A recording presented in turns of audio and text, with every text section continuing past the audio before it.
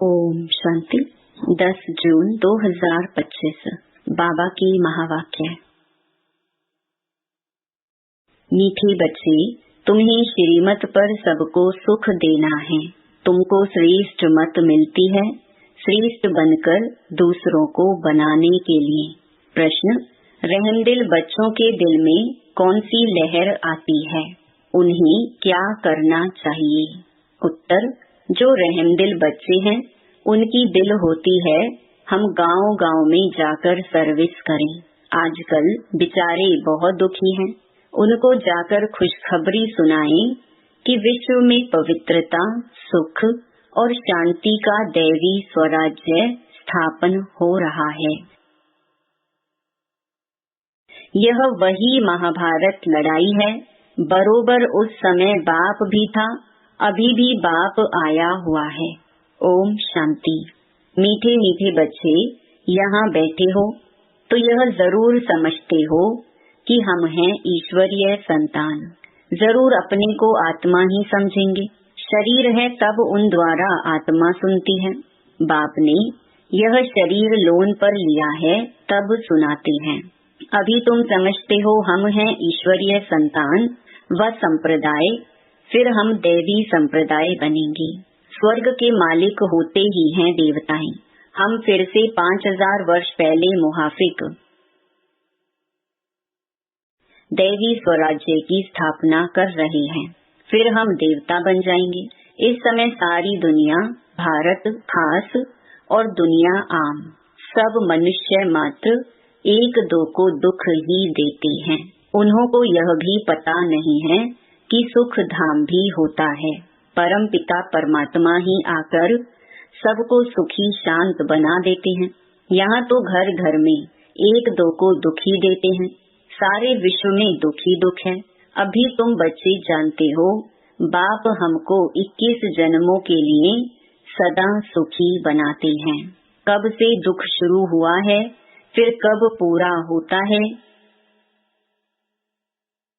यह और कोई की बुद्धि में चिंतन नहीं होगा।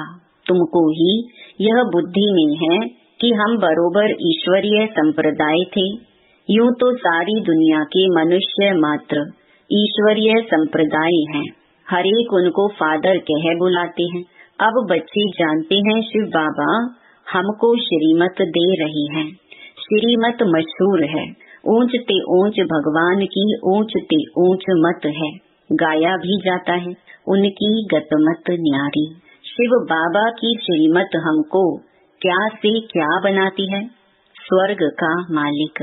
और जो भी मनुष्य मात्र हैं वह तो नरक का मालिक ही बनाते हैं। अभी तुम हो संगम पर, यह तो निश्चय है ना। निश्चय बुद्धि ही यहाँ आते हैं और समझते हैं बाबा हमको फिर से सुख धाम का मालिक बनाते हैं।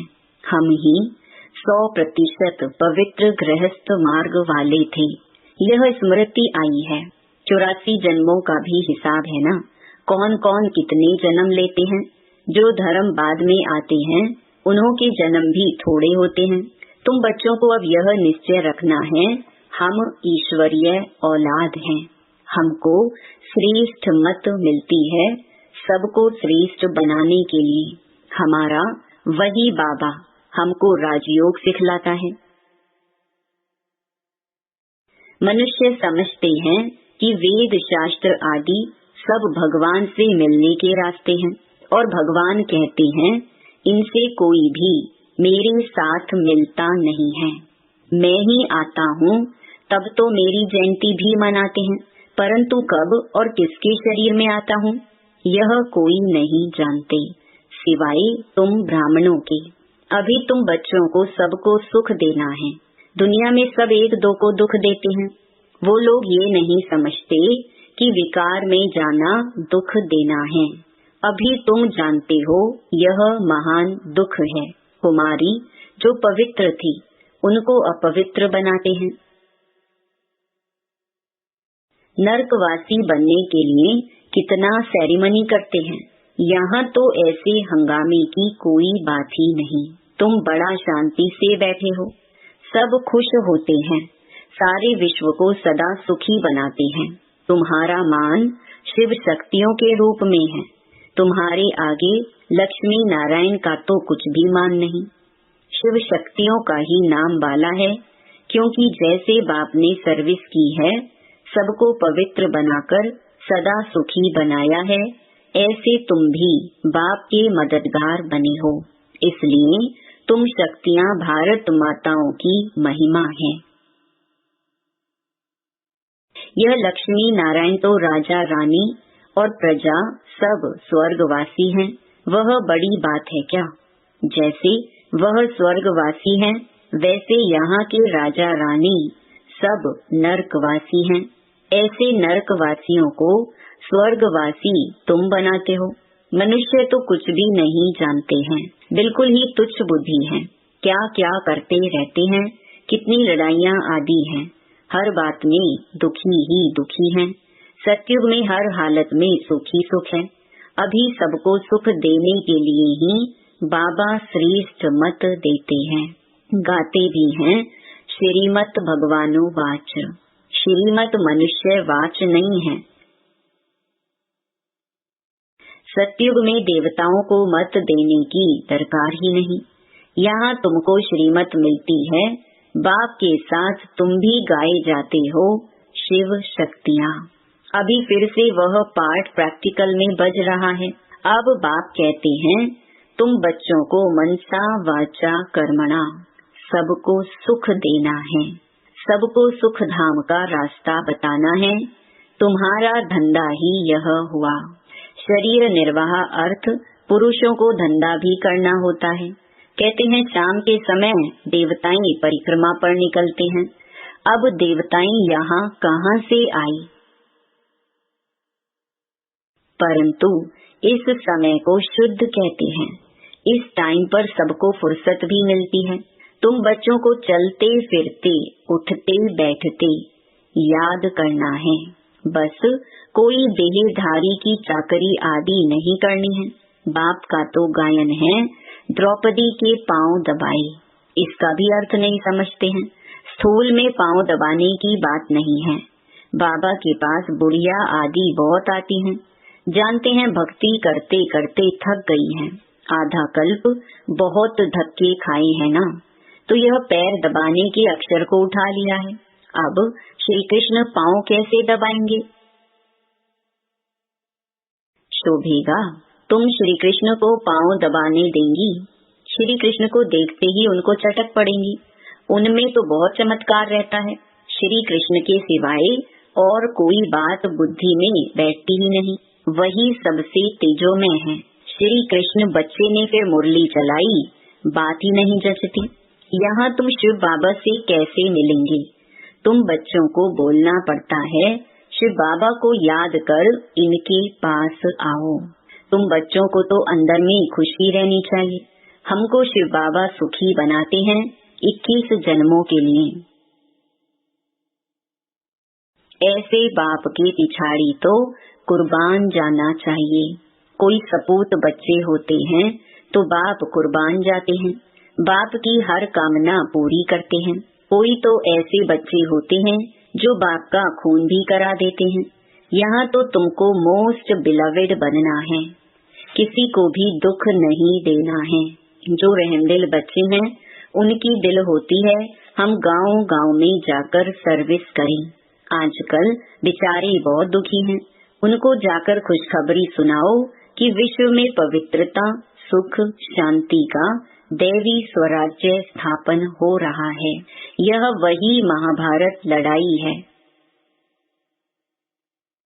बरोबर उस समय बाप भी था, अभी भी बाप आया हुआ है।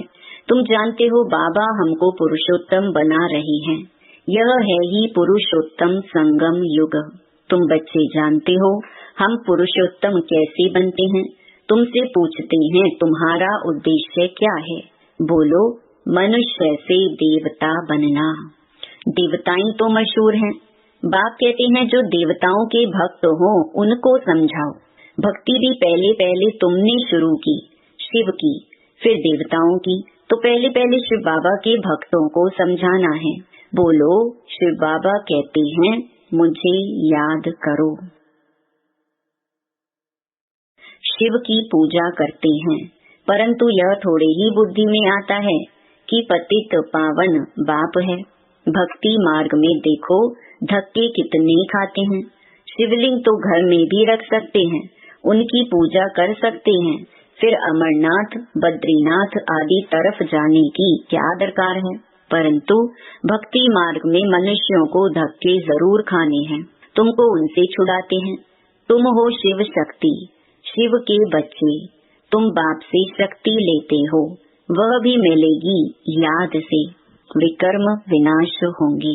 पतित पावन तो बाप है ना। याद से ही तुम विकर्माजीत पावन बनते हो। सबको यह रास्ता बताना है। तुम अभी राम के बने हो। राम राज्य में है सुख, रावण राज्य में है दुख। भारत में ही सबके चित्र हैं, जिनकी इतनी पूजा होती है। ढेर के ढेर मंदिर हैं, कोई हनुमान का पुजारी, कोई किसका। इनको कहा जाता है ब्लाइंड फेथ। अभी तुम जानते हो, हम भी ब्लाइंड थे, इनको भी मालूम नहीं था ब्रह्मा विष्णु शंकर कौन है क्या है। जो पूज्य थे वही फिर पुजारी बने। सतयुग में है पूज्य, यहाँ है पुजारी। बाप कितना अच्छी रीति समझाते हैं। तुम जानते हो पूज्य होते ही हैं सतयुग में, यहाँ है पुजारी तो पूजा ही करते हैं। तुम हो शिव शक्तियाँ, अभी तुम न पुजारी न पूज्य हो। बाप को भूल मत जाओ। यह साधारण तन है ना, इसमें ऊंचते ऊंच भगवान आते हैं। तुम बाप को अपने पास निमंत्रण देते हो ना, बाबा आओ, हम बहुत पतित बन गए हैं। पुरानी पतित दुनिया पतित शरीर में आकर हमको पावन बनाओ। बच्चे निमंत्रण देते हैं, यहाँ तो कोई पावन है ही नहीं। जरूर सभी पतितों को पावन बनाकर ले जाएंगे ना, तो सबको शरीर छोड़ना पड़े ना। मनुष्य शरीर छोड़ते हैं तो कितना हाय दोष मचाते हैं। तुम खुशी से जाते हो। अभी तुम्हारी आत्मा रेस करती है। देखें कौन शिव बाबा को जास्ती याद करते हैं। शिव बाबा की याद में रहते रहते ही शरीर छूट जाए तो अहो सौभाग्य, बेड़ा ही पार। सभी को बाप कहते हैं ऐसे पुरुषार्थ करो। सन्यासी भी कोई कोई ऐसे होते हैं, ब्रह्म में लीन होने के लिए अभ्यास करते हैं, फिर पिछाड़ी में ऐसे बैठे बैठे शरीर छोड़ देते हैं। सन्नाटा हो जाता है। सुख के दिन फिर आएंगे, इसके लिए ही तुम पुरुषार्थ करते हो। बाबा हम आपके पास चले। आपको ही याद करते करते जब हमारी आत्मा पवित्र हो जाएगी तो आप हमको साथ ले जाएंगे। आगे जब काशी कलवट खाते थे तो बहुत प्रेम से खाते थे, बस हम मुक्त हो जाएंगे ऐसे समझते थे। अभी तुम बाप को याद करते चले जाते हो। शांति धाम, तुम बाप को याद करते हो तो इस याद के बल से पाप कटते हैं। वह समझते हैं हमारे फिर पानी से पाप कट जाएंगे, मुक्ति मिल जाएगी। अब बाप समझाते हैं वह कोई योग बल नहीं है। पापों की सजा खाते खाते फिर जाकर जन्म लेते हैं। नई फिर पापों का खाता शुरू होता है। कर्म अकर्म विकर्म की गति बाप बैठ समझाते हैं।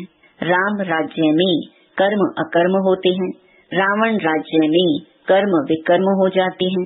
वहाँ कोई विकार आदि होता नहीं। मीठे मीठे फूल बच्चे जानते हैं। बाप हमको सब युक्तियाँ सब राज समझाते हैं। मुख्य बात यह है कि बाप को याद करो। पतित पावन बाप तुम्हारे सामने बैठे हैं। कितना निर्माण है, कोई अहंकार नहीं, बिल्कुल साधारण चलते रहते हैं। बाप दादा दोनों ही बच्चों के सर्वेंट हैं। तुम्हारे 2 सर्वेंट हैं, ऊंच ते ऊंच शिव बाबा, फिर प्रजापिता ब्रह्मा। वो लोग त्रिमूर्ति ब्रह्मा कह देते हैं, अर्थ थोड़े ही जानते हैं। त्रिमूर्ति ब्रह्मा क्या करते हैं कुछ भी पता नहीं है। अच्छा, मीठे मीठे सिकिलधे बच्चों प्रति माता पिता बाप दादा का याद प्यार और गुड मॉर्निंग।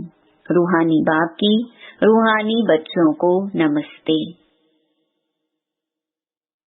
धारणा के लिए मुख्य सार।